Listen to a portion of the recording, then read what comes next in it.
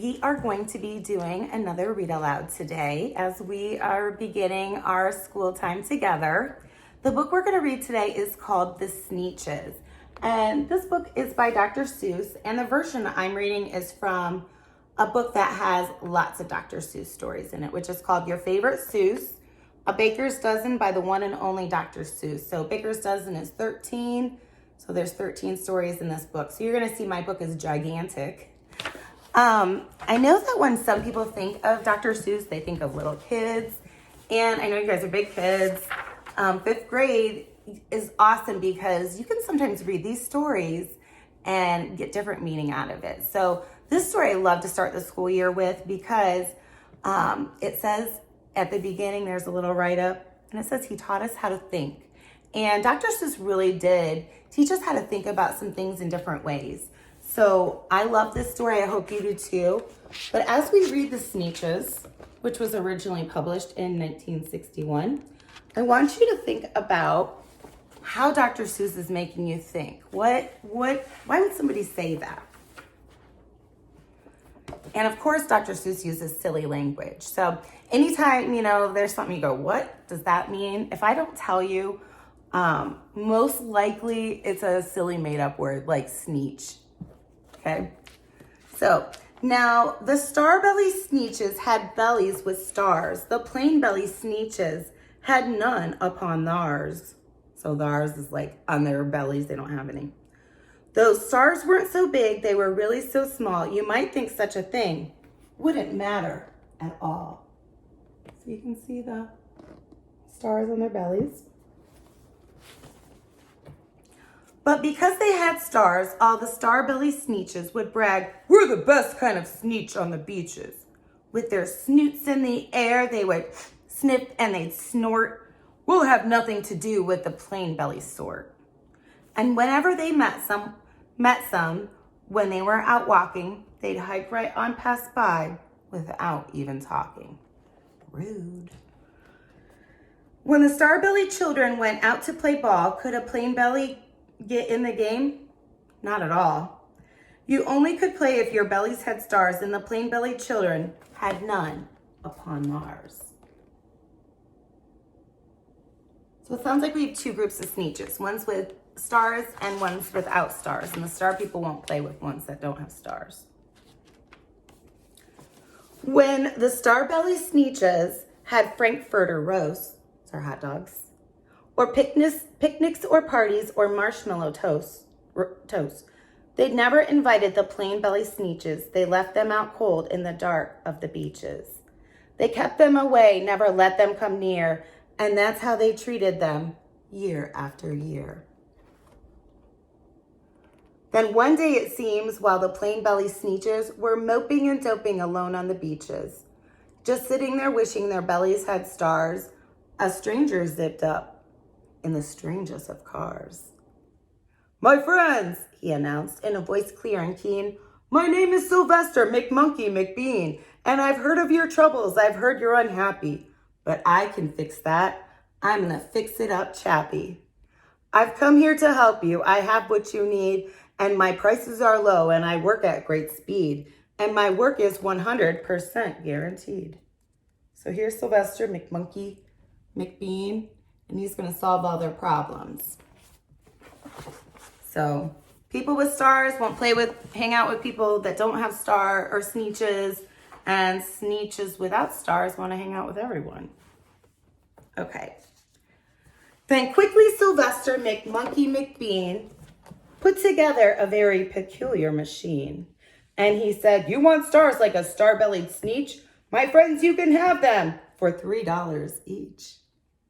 Just pay me your money and hop right aboard. So they clambered inside. Then the big machine roared, and it clunked and it bumped and it jerked and it burked and it bopped them about. But the thing really worked. When the plain belly Sneetches popped out, they had stars. They actually did. They had stars upon theirs. See that?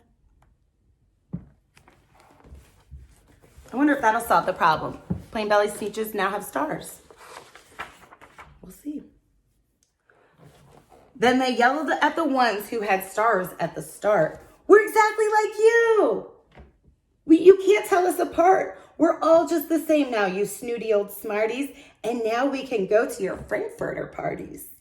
Good grief, groaned the ones who had stars at the first. We're still the best Sneetches, and they are the worst. But now, how in the world will we know, they all frowned, if which kind is which, if which kind is what, or the other way round.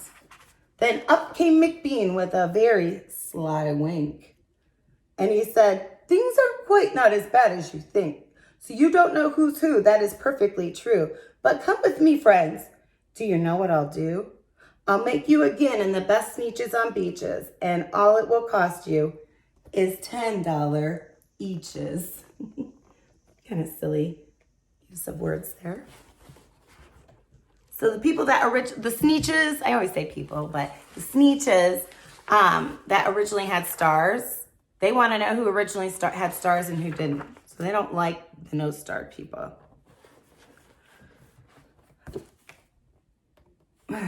All right, so here's the new one. Belly stars are no longer in style, said McBean. What you need is a trip through my star-off machine. This wondrous contraption will take off your stars so you won't look like Sneetches who have them on theirs. And that handy machine worked very precisely, removed all the stars from their tummies quite nicely. Then with snoots in the air, they paraded about, and they opened their beaks, and they let out a shout. We know who is who. Now there isn't a doubt. The best kind of Sneetches are Sneetches without. Then, of course, those with stars all got frightfully mad. To be wearing a star now was frightfully bad. Then, of course, old Sylvester McMonkey McBean invited them into his star-off machine. Then, of course, from then on, as you probably guess, things really got into a horrible mess. So the people who originally had stars get them taken off, and the people who didn't have stars got them put on. What a mess. Kind of sounds like some of the toys that kids like sometimes, or things that people are into, like everybody wants something, and then once you get it, maybe it's not cool anymore, or people are over it. I don't know, I kind of get some of that same vibe. All the rest of the day on those wild screaming beaches, the fix-it-up chappie kept fixing up Sneetches. Off again, on again, in again, out again. Through the machines, they raced around and about again. Changing their stars every minute or two, they kept paying money. They kept running through. Until neither the plane nor the Starbellies knew which this one was that one, or that one was this one, or which one was what one, or what one was who.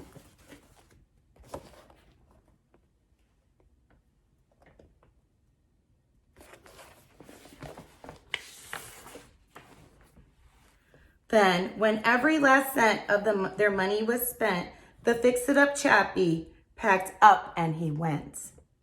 And he laughed as he drove in his car up the beach. They never will learn. No, you can't teach a Sneetch. Look at what this guy got. He made lots of money off of them fighting. People wanting stars, or the Sneetches wanting stars on, stars off. And he's getting all the money. But McBean was quite wrong. I'm quite happy to say that the Sneetches got really quite smart on that day. The day that they decided that Sneetches are Sneetches, and no kind of Sneetch is the best on the beaches. That day all the Sneetches forgot about stars, and whether they had one or not upon theirs. So think about the meaning of this story.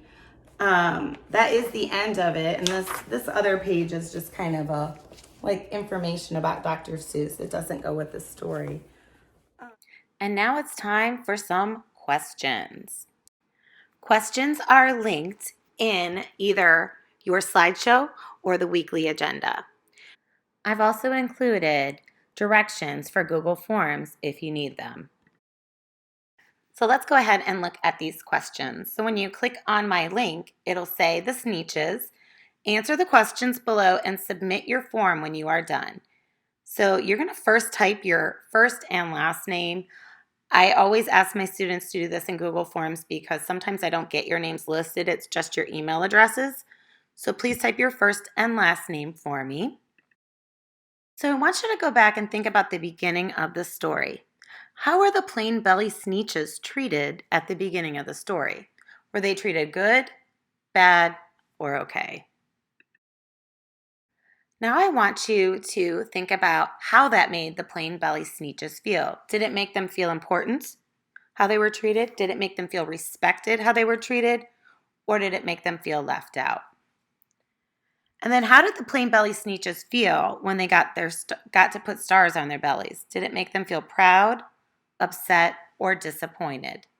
So we're talking about the first question, how did it make them feel how they were treated? And then how did it make them feel when they got their stars? And here are our final two questions. How did the Starbelly Sneetches feel when they saw they were no longer unique? So when those plain belly Sneetches got the stars, how did it make the Starbelly Sneetches feel? Did they feel that they were accepted, that they were all this? They accepted that they were all the same? They still thought they were better than the original plain belly Sneetches, or they thought they were no longer accepted? So how did they feel once they were all the same looking? So the last question says, once all of the Sneetches accepted that Sneetches are Sneetches, they respected one another. How can you show respect to others? This is very important for everyone since when we're on our computer screens, we're going to see each other and we're going to all look different. You're going to also see people act differently. So I want to know, what are some things that you can do to show respect to others? I want everyone to accept one another. We don't want any star bellies or plain bellies. We're not treating people differently. So what can you do to show respect? That's the end. I look forward to seeing what all of my star students write about respect.